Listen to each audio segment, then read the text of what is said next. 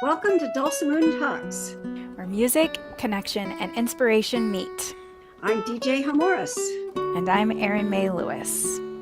Together, we're your hosts for these beautiful conversations that celebrate the vibrant women of the dulcimer community.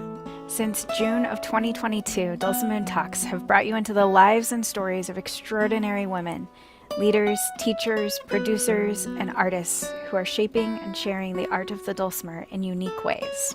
Our guests come from all walks of life. Many balance their passion for dulcimers with careers far outside the music world. Yet they all share one thing, a deep love for the dulcimer and the joy it brings to teaching, practicing, performing, and creating. Each episode is an intimate journey exploring personal musical paths, sources of inspiration, and the beautiful ways dulcimers weave into our lives. Think of it as the kind of meaningful conversation you'd have while sharing a meal at a festival. A mix of insight, laughter, and heartfelt connection. Whether you're a long-time dulcimer enthusiast or just curious about this amazing world, Dulcimoon Talks are here to inspire, inform, and delight. We release new talks twice monthly and are thrilled to have you on this journey with us. Make sure to subscribe and join the growing community as we honor the magic of dulcimers and the people who make them sing. Dulcimoon Talks, sharing stories, Celebrating connections, keeping the music alive. Hello, everyone. Welcome to Dulcimoon Talk number 73. I am so delighted today to be joined by Jaymie Maham, coming to us from Ohio. Hi, Jaymie. Welcome. Well, thanks for having me. It's wonderful to be here. So fun. So if you aren't already familiar with Jaymie's work, she's one of the folks who's doing a lot of contemporary music arrangements for the mountain dulcimer. And so she's exploring like a whole variety of music outside of the kind of old time traditional genres that are sometimes associated with mountain dulcimers. And she's one of the few women who's gotten really into the kind of like tech side of dulcimer stuff with pedals and loopers and recording and audio and trying all of that. And so I'm really excited to get to talk to you about your journey that led you to this place and your really creative exploration with this instrument and the way that you share it in our community. So thank you. Thank you for being here. Awesome.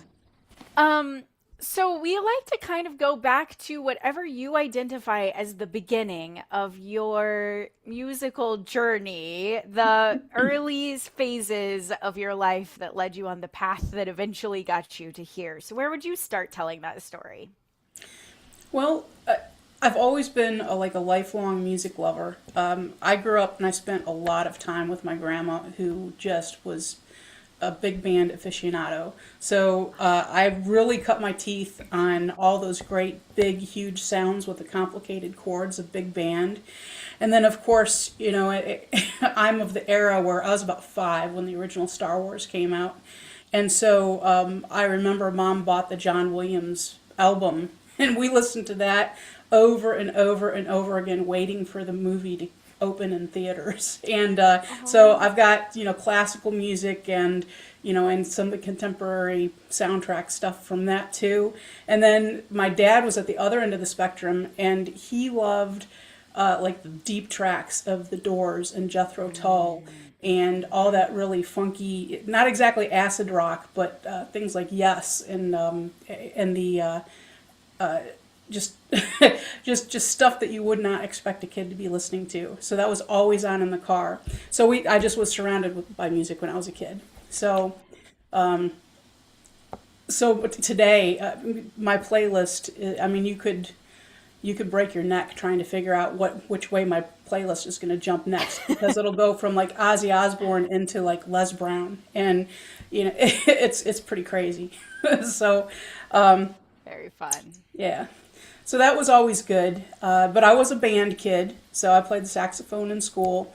Nice. And, you know, I was tempted to go with something else, but my mom really liked the 50s, 60s sound, and she told me how cool the saxophone would be to play. And, you know, being somewhat of a typical a little bit on the lazy side kid, I thought that was a great idea because the first octave on a saxophone is the same as that plastic recorder we all learned. So I didn't have to work very hard the first year. So I played saxophone through school, but then I ended up going to an all-girls Catholic school that had an orchestra instead of a band. So my marching band dreams kind of went poof, and I was kind of stuck in the rhythm section of this orchestra going blomp, blomp, blomp, blomp. Everybody else got to play all the fun stuff. So I was kind of frustrated a little bit there, but my love for music stayed. And then when I graduated from high school, the first thing I did after I got a real job was I went out and I bought myself a secondhand guitar, which I still have today. It's a year older than me, but I just love it to death. It's over here over my shoulder. And it's now, I was never very good. I call myself a failed guitar player because I learned about a half a dozen chords and never could bar chord for anything. So currently, I took off all the strings and put them on backwards, so it's strung like a dulcimer. So occasionally, I will play it sort of like a Folkcraft Max Dad dulcimer on my lap. So we've repurposed that. But so that was sort of how I got started and where I came from. And I call myself an accidental dulcimer player because about 10 years or so ago, my husband and I were doing some vacationing and we had gone down to Kentucky and we were sightseeing. On the way back home to Ohio, we realized that we had not yet gotten a souvenir for that trip. And so our last stop before coming home was in Berea, Kentucky, where they have the artisan school and all the cool woodworking stuff. And so we're kind of shopping around Berea and we see this woodworking shop and we're like, oh, that's it. We're going to get a new cutting board. It's going to be so great. So we walked into the shop on the square and it just happened to belong to Warren May. So he is the preeminent dulcimer builder in Kentucky, and I did not get a cutting board that day. So that's where I started. Oh, that's very cool. Yeah, Warren May has been building for so long. It's really cool that is just kind of like a staple of Berea. I hope somebody carries it on too long after he's gone, so that Berea stays a center of it because it's a very Well, it was so cool when we walked into the shop. Of course, he had all the furniture and things that you would expect, but, the whole back wall and counter were just dulcimers, and they were just beautiful. And then he had this handwritten sign on like a piece of cardboard tacked up to the wall behind the counter. And one proclaimed that dulcimer was the easiest instrument to learn to play, and then another sign proclaimed that he's been doing it for a long, long time. And he'd written 20 years, and then he had to cross that off, and he wrote 25. And so he had like 2 or 3 sets of years crossed off, and I can't remember how long he was up to. But it was really cool, and he was very personable, and of course he loves to play, so he played a few things for us, and we picked one out, and it was a great day. Aww. What a great souvenir. Did you come home and start playing it right away, or did it have to sit there for a while before you found your muse with it? No, I brought it home and I was hot to go, like right now. I wanted to learn to play. And of course, he had it tuned to DAA because that's his preferred style. And it was so funny because, I was really excited about it. So I took a couple pictures while we were in the shop, and he's like wrapping it up and putting it in its case. And I posted one on Facebook. And when I got home, a few days later, I got a call from a friend of mine who is in my quilting group. And she said, did you just get a dulcimer? And I said, yes, I did. And she says, well, Karen and I just got dulcimers last month. Do you know how to play it? No. Well, let's get together and figure it out. And so it was really cool that I had a couple of baked in friends that I already knew, that we all started this journey together. But I was so excited for our first appointment to play. And I just practiced. And I show up and they're both playing in DAD. So all those beginning chord shapes and things that I worked so hard to learn to get, I was the one that retuned because of 2 to 1, I was outvoted. Yes, and that first time you ever get together to try to play, you don't know, like your D chord and their D chord would have been fine to play over top of each other, and you could have used what you had learned. But there's that moment of like, oh no, one of these is not like the other. What do we do? That's right. Well, and of course they had already found tablature, so they're handing out tablature to me, and so okay, Uh-huh. that's all right. I was not, I was not so embedded in that tuning that I couldn't just start over. But Yeah. it was just funny. Yeah. But yeah, and the one gal that kind of pulled us all together, she played the piano, so she had some music background, and of course I had background from playing a wind instrument, so we weren't Hmm. starting raw with music, but Hmm. yeah, it was definitely a journey. Yeah. Yeah. Who were some of your early influences in learning the instrument? Well, I would say for the first few years that I played, as much as I loved being able to play something, I was a little bit lackadaisical because we had maybe 12 or 15 things that we would play over and over. And as much Yeah. as I love hymns and old Joe Clark, I got a little bored with that. Hmm. But Lindsay really pushed us to start playing things with more than one piece, so we would have a melody and a bass. So a lot of those, just because she already had the books, so we did a lot of Tall Glazner stuff. Hmm. And so that was we played a lot of a lot of his stuff early on, and then once some of the online lessons and quarantines started, like Susan Trump and Carol Walker were probably for some of the first ladies that I really latched on to. Hmm. That's how I learned fingerstyle was Carol Walker's, like mostly two fingers, a lot of brushes and plucking. Yeah. So yeah, Yeah. and it was just so natural to do it that way. And she was so smooth. So Uh-huh. yeah, Yeah. She has that strong classical background that I think makes her really precise musically yes, in in a way that I do not have. it is enviable. Yes. Yeah, that part of her playing definitely inspires me because she's got a lot of precision in how she plays and approaches the instrument. So, how did you get into arranging your own music and working on contemporary pieces on the Mountain Dulcimer? Well, I told you I didn't really put as much into the dulcimer the first few years I played. Yeah. Now our little group kind of grew to where there would be anywhere from 3 to 6 of us that would drop in and drop out depending on where we were in our lives. But we kind of started playing like some of the local nursing homes and veterans homes, library functions, occasional family reunion type deal, and we were just having a good time. But I didn't really pick up my instrument much in between the times we got together because I was really tired of playing some of the same old things. So when the lockdowns came and the quarantine started, that's I made the dulcimer my quarantine project. So I decided, well, if I'm going to have all this time at home, I'm going to actually learn this instrument and figure out how the fretboard works, and then maybe I can figure out how to play, some of the things because I had all these books of from my guitar days. I had all these books of Uh-huh. folk songs and some lead sheets and fake books, and I'm like, some of these we should be able to play, but I had no idea how to do it. And I actually missed the first quarantine because I was not very active in the dulcimer community at that point.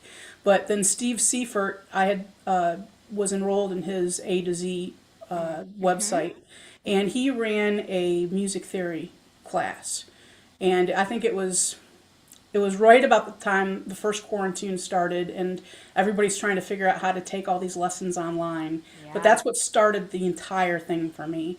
I bought my chromatic cardboard dulcimer, and I had my keyboard laid out, and I had my regular dulcimer, and I'm ready to learn some music theory. And he taught that over the course of, it was like 2 or 3 weeks. We did a class or two, Yeah. like a day long class a week. And things started to click and make sense. And then by that time, he kind of told us, about the quarantines. And so by the time quarantine 2 came around, I was ready. And I think I sat a class with just about anybody who had a mountain dulcimer. at those first few quarantines. I mean, I was the person that was like signing up for every single time slot and forgetting to take time for lunch if there was something I could I schedule in know that those slot. first few quarantines. I think there were 9 sessions a day. There were no breaks. It was just power through the whole thing. It was wild. That's right. Yeah. Yeah, Yeah. but it was such a blessing to have those because, I there are folks, all the way across the country that I never would have met or learned anything about that style of music or known about them if it weren't for that. So, although it was a horrible time, Yeah. it was a real mixed bag for opportunity. So, yeah. Yeah. Right. I mean, I think in a lot of ways, like for the dulcimer community, it was this incredibly powerful connective thing that happened. And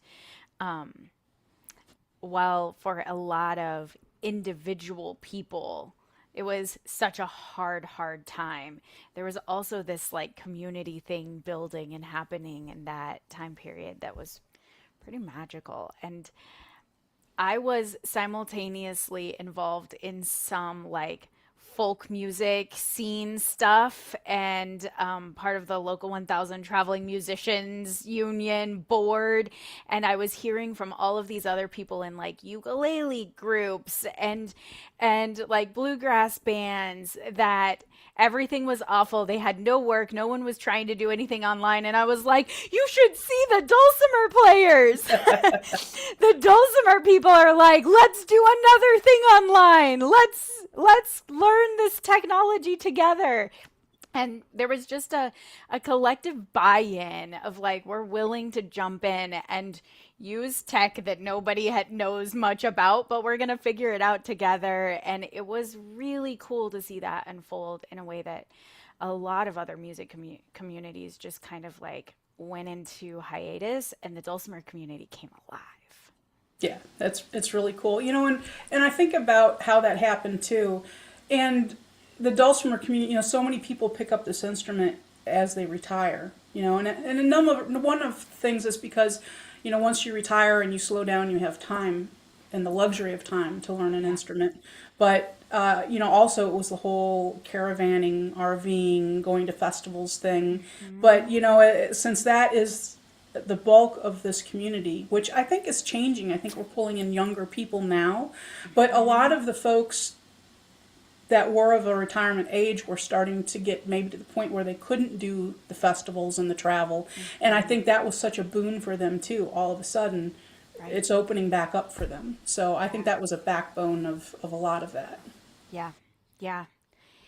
Yeah, and I don't know that they would have embraced the technology to do that had it not been for like, we can't see our grandkids either. So we're going to at least have to learn how to have FaceTime on our tablets so that we can connect with our family. And so it was like there were kind of two impetuses at the same time that I think, whereas like a lot of younger kind of like working age people were being forced into doing things online, and for this older generation who are the backbone of our dulcimer community, it was like, this is how I'm gonna still be able to see and stay connected to my grandkids, and oh hey, look, there's this music thing that I can do in this space too. So Yeah, it was like a whole renaissance.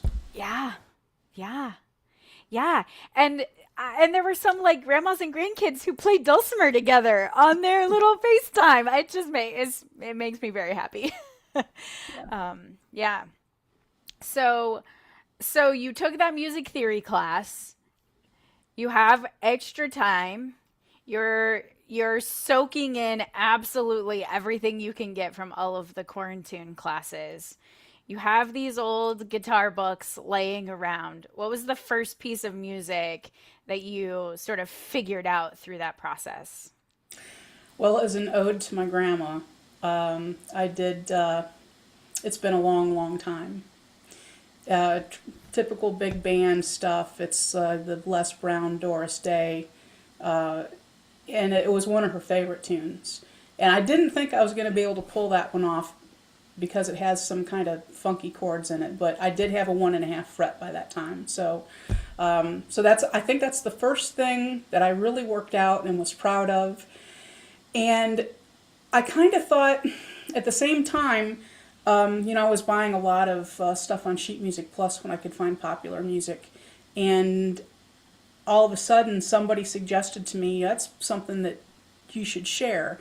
And I couldn't do it because of copyright. But then I realized that that was a self-publishing website, and I could upload it to share it and not get, in a legal bind. So that's how I started doing Sheet Music Plus. I bought a PDF editor. I bought a copy of Table Edit, and so I took my handwritten scribbles and I did the data entry, and that was the first thing I published. And it's just sort of started the ball rolling from there. It made me feel I felt awkward publishing it because of like, who am I compared to, like you have the Congers that have hundreds of things up there, and Steve Eulberg and Butch Ross and all these fantastic folks. And I'm like, well, yeah, but I really want to be able to hand this around, and I can't do it. It's legally binding. I cannot share it unless somebody covers the copyright. So I bit the bullet and I did it, and it, I don't know, it was kind of fun. Yeah, yeah. I think your story of how you started sharing the things you do is pretty cool to me because I don't know, I think when people start an instrument when they're young, like I did, it's kind of this like natural progression of like as you get older, you start to do a few more things and then you start to kind of get invited to festivals maybe, or you go teach at like this area dulcimer club. And your way in was like you were just arranging music that other people weren't necessarily arranging. And then lo and behold, if you like that piece of music, there are other dulcimer players who like those pieces of music too. And that way that you can do it legally and really can empower you to be able to share the music was through that Sheet Music Plus. And then pretty soon you started teaching at Send in the Music, I think. How did that Well, it's sort of it's not unfold? really teaching. We're volunteer song leaders, and I had started attending Send in the Music jams just as a participant when it started, which Yeah, was in 2020 during right. COVID. And I'll be honest, when I first started attending, I couldn't keep up.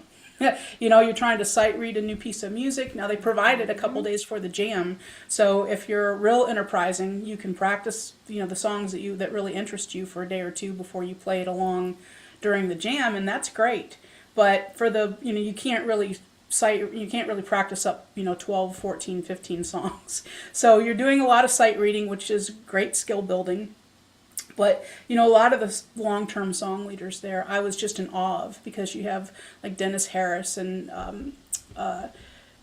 Carol Crocker and Lori Alsobrook and Carolyn Brzezinski, and they play, and they're slowing it down for everybody at the jam and all levels of people, so everybody can participate. But man, they had that right hand thing going, and I was in Mhm. awe of that. It took me forever to be able to have an unconscious strum with my right hand, and that was like the biggest thing that I wanted to work on. But so I attended the jam for a while, and then yeah, everybody's in their little Zoom screen on the gallery view. And Lori Alsobrook reached out to me one day and she says, I see you're over there making chords. Have you thought about being a song leader? We could really use help. And so I didn't jump right away, but Yeah. eventually I did, and yeah, it kind of grew from there.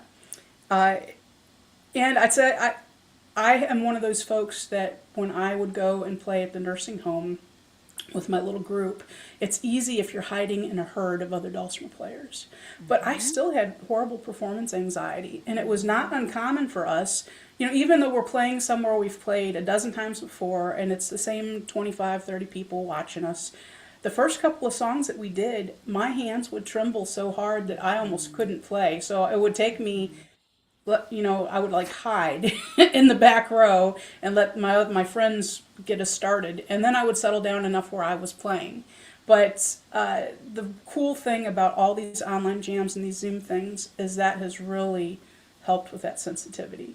So, yeah, it's if you have a hard time getting over yourself, try these online jams. It's, it's enough repetition, and it'll kind of knock that out of you a little bit.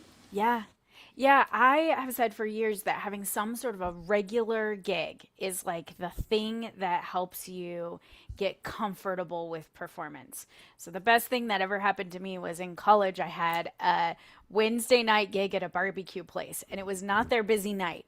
In fact, some nights it was me and my sister playing, and our one fan club person who came every single Wednesday night, and the guy who owned the barbecue joint. Sometimes there were a lot of people there coming out for barbecue. They were never coming for us. But because every single week we showed up and played, it did help us work out a lot of the like, what do you do when you're feeling kind of nervous? What do you do when no one's listening? What do you do when everyone is listening? What do you do when a song train wrecks? How do you get out of that? And it builds those muscles. And so, yeah, that send in the music that happens every single week, or some of the online jams that give you that really consistent, regular opportunity to flex those muscles is a fabulous way of figuring out what you have to do to become more comfortable and feel more like smooth about how you're playing. Yes, and you make a great point about just having a schedule, having something that drives you, a goal every week. Because I'm terrible, if we have every now and then we'll have a week where we don't have a jam because there's a quarantine, or the most of the leaders are going to be off at a local festival somewhere. And I always have I have a list of things. I'm going to get this done and that done, but the weeks that we don't have a jam, I tend to drift. And if I don't have a clear goal that I've got to be there that Saturday and practiced up, I tend to be less productive. So it keeps me honest. So I know that when you're doing when you're leading songs, that's just sort of the like you're participating in the jam thing. But I do know that one of the things you started doing for Send in the Music was these tech tips periodically, which is why I identified that you are in fact sometimes teaching, because you started doing these little snippets of how do you set up your tech, and then you have them on your YouTube channel and they get kind of shared around the community. And I will tell you, I periodically tell people, go look at Jaymie's videos, because she does a great job of breaking down one part of the tech series. Because, I mean, you very, very quickly can go from, I have a microphone, to I have a microphone and an audio interface and a DAW and a OBS and it builds so fast that you're lost if you missed the second thing in the chain. So tell us how that got started. Well, usually with most of the song leaders, at one time or another, Pat is going to ask you to be a mystery guest. So, and at that time, I had started my YouTube channel. I had started my YouTube channel initially because before COVID, I was doing some tutorial videos that our quilting club was putting together. So like at every meeting, somebody would get up and do a demo of a particular block or style. So I was videoing these, and the whole idea was we're going to make a video library of tutorials for people who miss a meeting or whatever. And during COVID, I started a YouTube channel to put those online when we couldn't meet anymore. Yeah. And then I had it drilled into me by several instructors about you should record yourself playing as a practice tool and play back, sharing, whatever, So there's that whole rabbit hole you can fall into about why you should record yourself to play for improvement. And so I had taken a few videos of some of the things I was doing, and the ones that didn't turn out too poorly, I put up on my YouTube channel. And at first I just had them as private, and then that way I had like far-flung family and friends that those videos are too big to attach to an email. So you have to have a platform somewhere where they can watch it. So I sent out the links, and so I was able to share music with folks that wanted to see it. And a couple of them said, well, why is it private? I can't send this link to somebody else. So I made it public, and before you know it, I had a series of music videos, and my YouTube channel kind of changed from quilting to music. But a lot of those same tools I was making to do the tutorial videos translated right over to the music videos with putting, tablature on screen or multiple parts, cutting the video.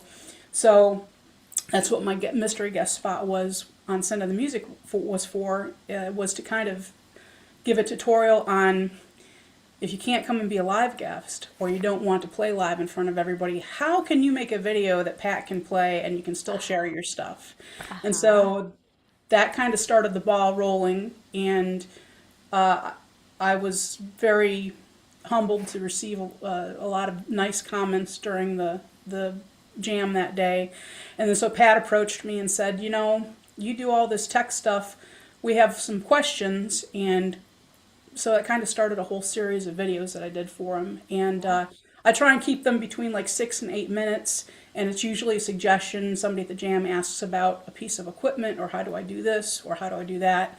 And so if I can envision how to bring that to a short video, I started making these tech tip videos for Sending the Music. And there's probably, I think there's less than 20 of them, but there's a good amount. I have a playlist on my video, or on my YouTube video channel.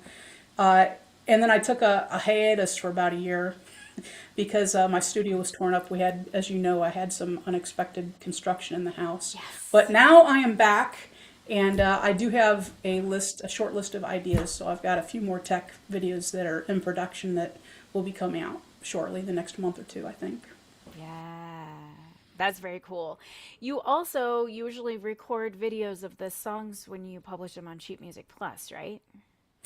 I try to do that because, most of the songs up there, if you're lucky, you get a MIDI demo of how the song sounds.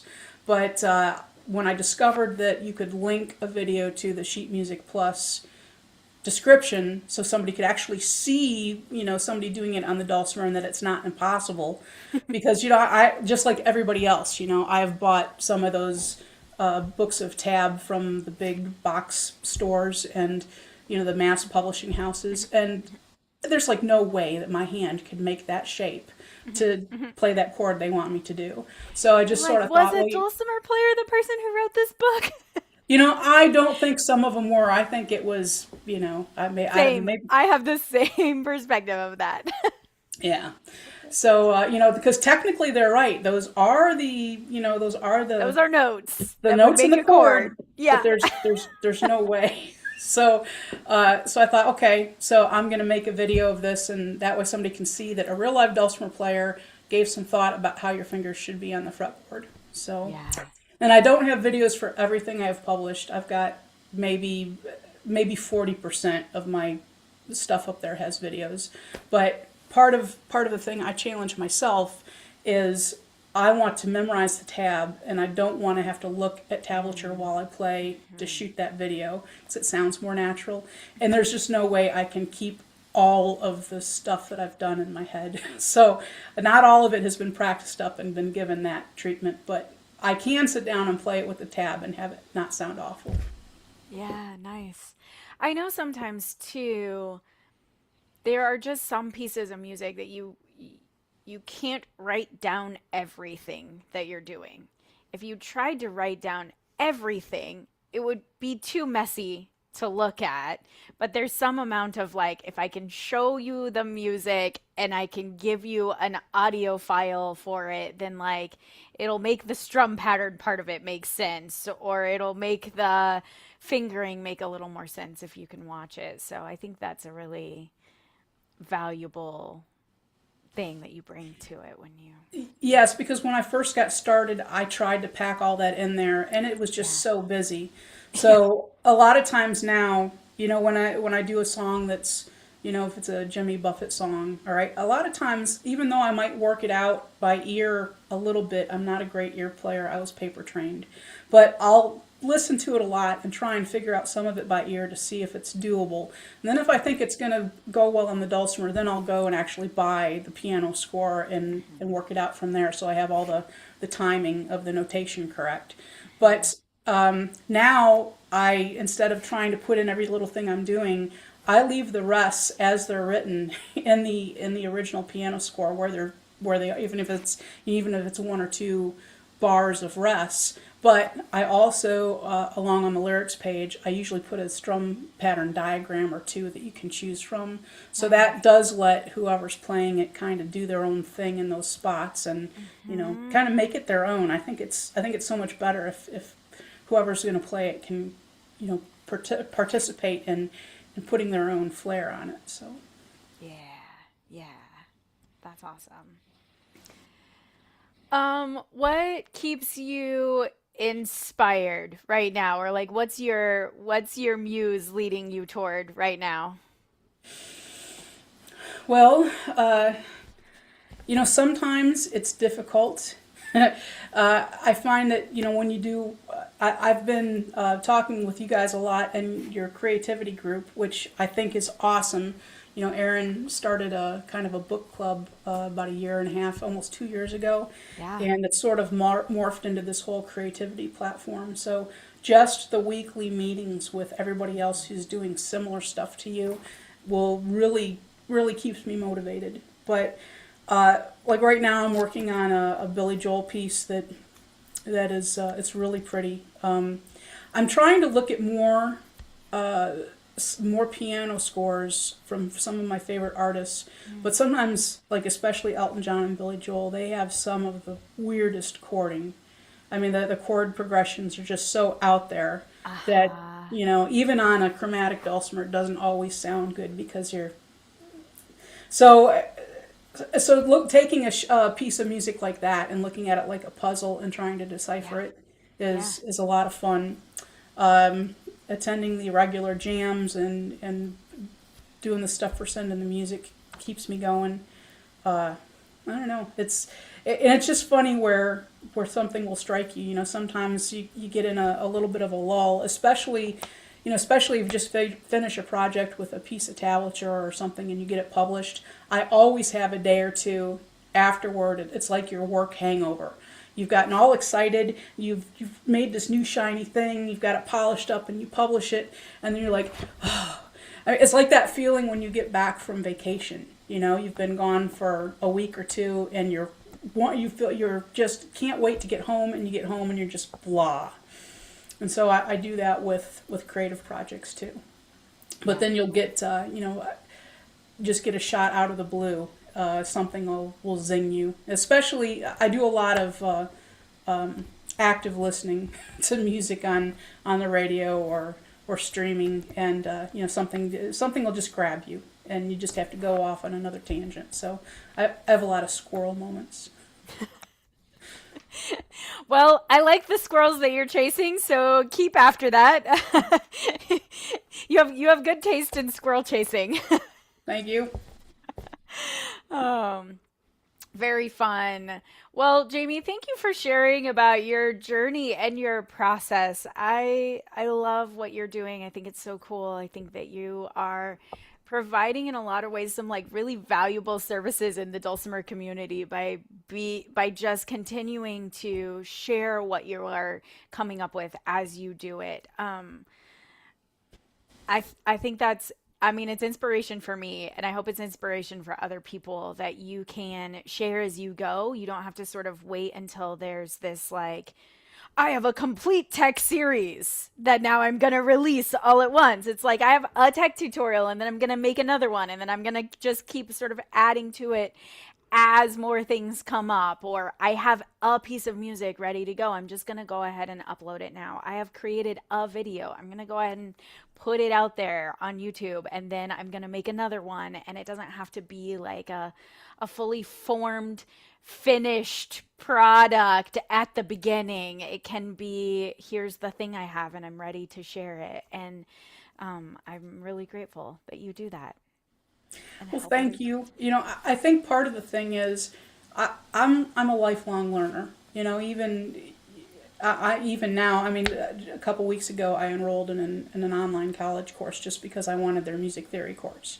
So I'm never going to quit following whatever interests me at the moment, right? And you don't have to be an expert at it. And we've talked a little bit about imposter syndrome and when do you know enough to share what you know. Yeah. And the thing is, if you don't just do it, at some point you're never going to. So, I think that it's important for there to be all sorts of voices in the community. I mean, you have really brilliant players. You have the people that are professional performers, professional musicians like yourself. The Steve Seiferts and the Bing Futches and folks like that. But then you have the next level of instructors, all the quarantine people that are like music teachers. Maybe they were teachers in their profession before they became retired, music teachers and dulcimer teachers. And then you have a whole bunch of people like me that maybe just want to be leaders in their local community or have their own little group, or they're just doing interesting things in their little niche. And I just think it takes all levels of people to contribute, because you have all levels of people out there that are paying attention and also wanting to be learners. So you need this vast array of folks putting stuff in, just so other folks can take it back out. So yes, I agree wholeheartedly.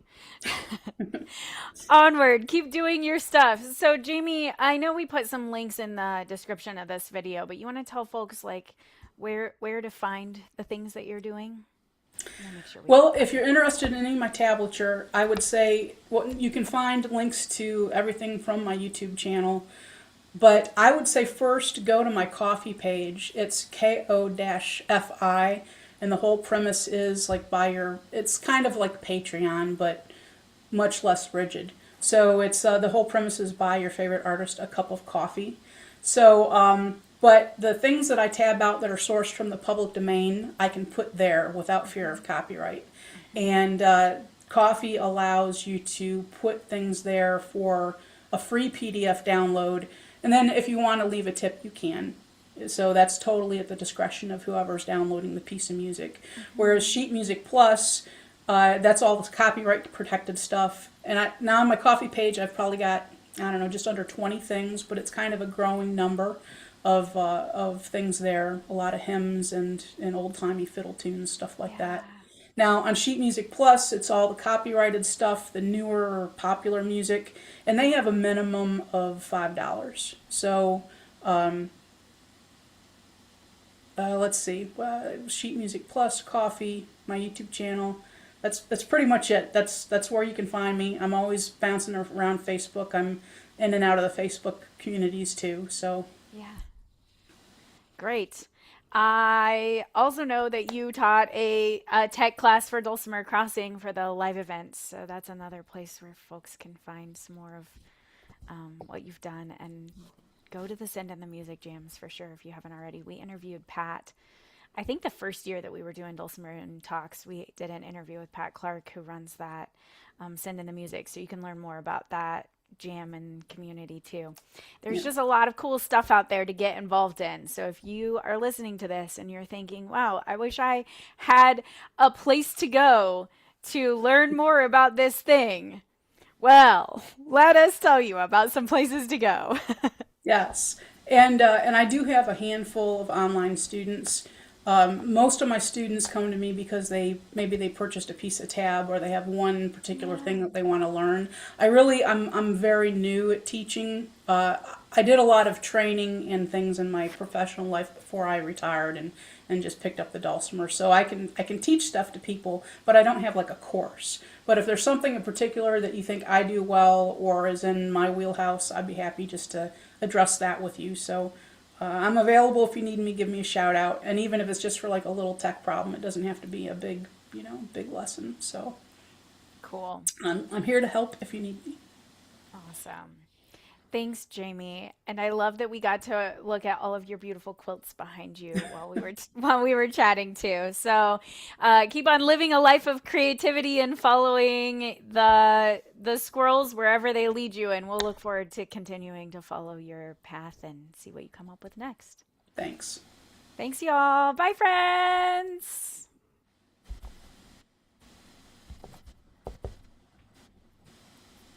Okay.